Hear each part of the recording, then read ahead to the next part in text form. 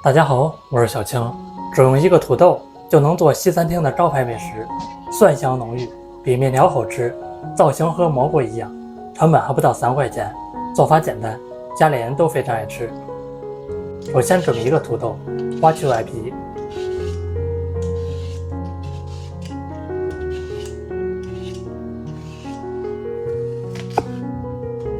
再切成薄片。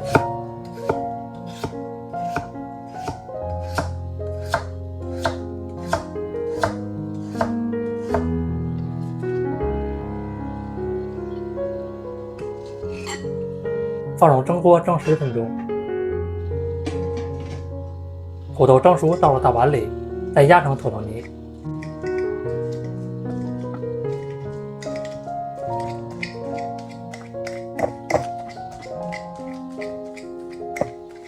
加入150克土豆淀粉，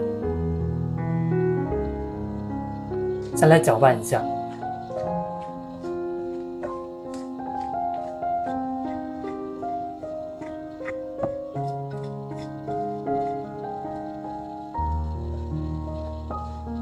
一直揉成一个稍微偏软的面团就行。取上一块揉成圆球，再拍扁。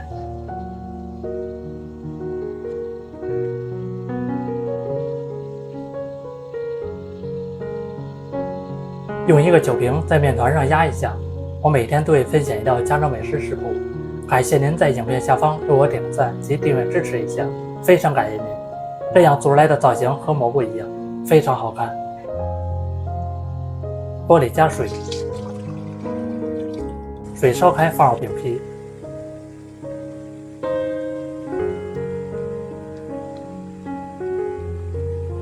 推动一下防止粘连，漂浮起来继续煮2分钟，煮熟用漏勺捞出来放入冷水中过凉。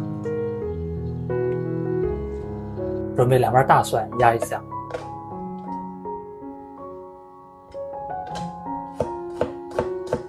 剁成细一点的蒜末，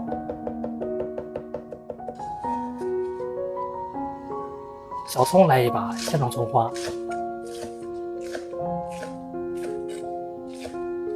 一起放入小碗里，半勺白芝麻，半勺辣椒面，浇半勺热油，激发出食材的香味，调味加半勺盐，味精半勺，生抽酱油，这么一道灵魂料汁就调好了。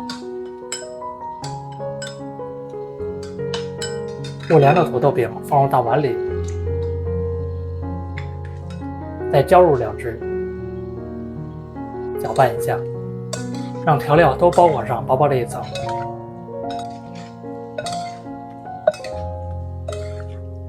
装入盘子里面，这么一道蒜香土豆就做好了。吃起来的口感是 Q 弹弹的，结合调料的味道非常好吃。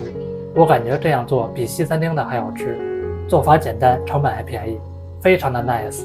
喜欢吃就赶快收藏起来试试吧。